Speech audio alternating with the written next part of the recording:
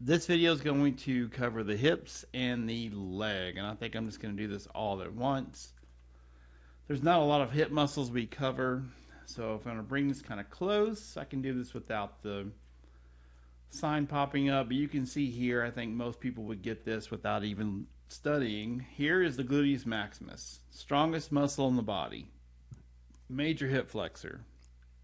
Right above that, when I click on that, it's called the Gluteus Medius, and you can see it pops up here.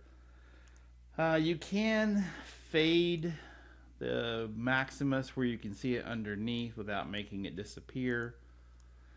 I'm going to turn it around this way now. This is kind of an, I always thought this was an odd muscle. It's called the Tensor Fasciae.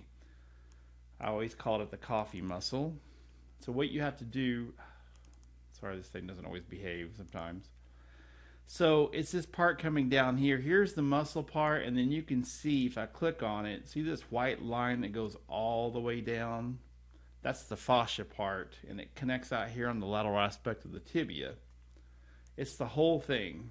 Here's the tensor part there, and it says this is called the iliotibial tract, but all that is connected. And really, that's the muscle portion here. And you can see it's definitely got a muscle look to it, but see, it's got the fascia and then it connects.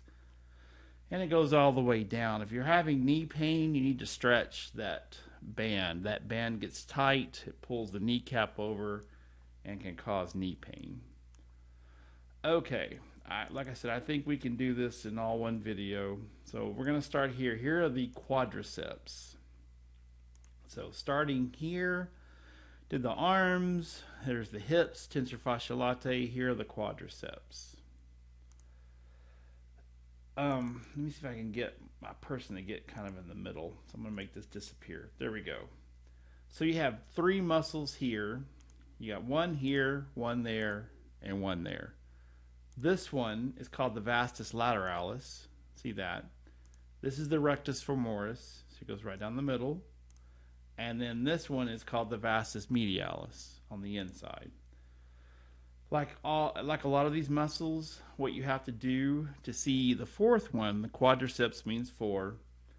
And, well, I did that kind of quickly, but I went ahead and took off the rectus femoris. And this is what you would do on a model in the lab class.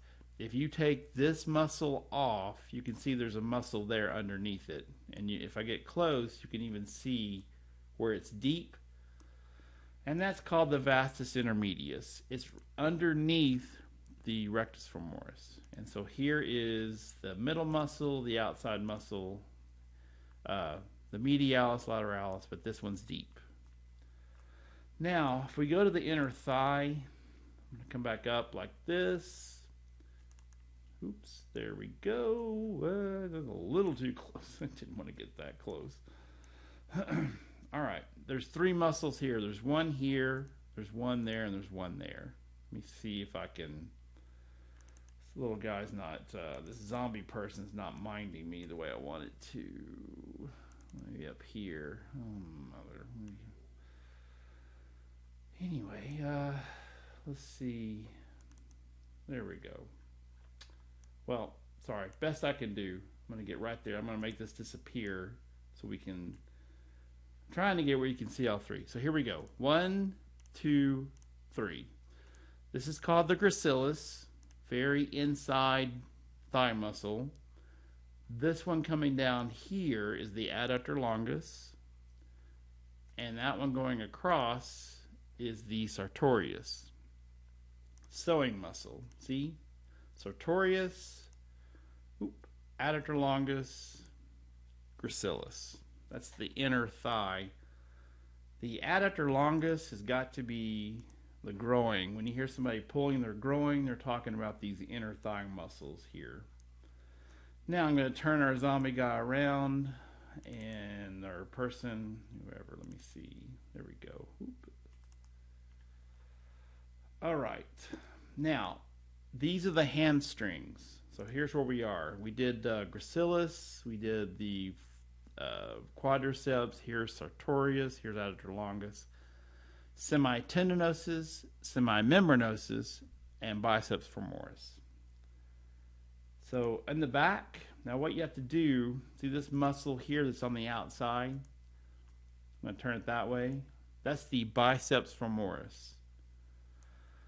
This one here is called the semitendinosus, and then that one there that looks like it curls underneath, and it kind of does in a way, goes around like this. So it comes here and there, and it's considered sort of a deep muscle. That's the semimembranosus. So if you go on the other side, you can kind of see there where they're separated.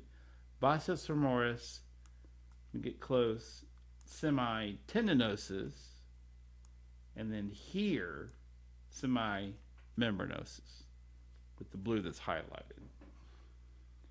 Those are the hamstrings. All right, we're on the final run. I'm going to back up. So here's the lower leg. I think everybody's maybe got shin splints when you were younger, or maybe now. This muscle that goes right down the front where the shin is the tibia. See, that muscle right there. That is called the Tibialis Anterior. See it pop up?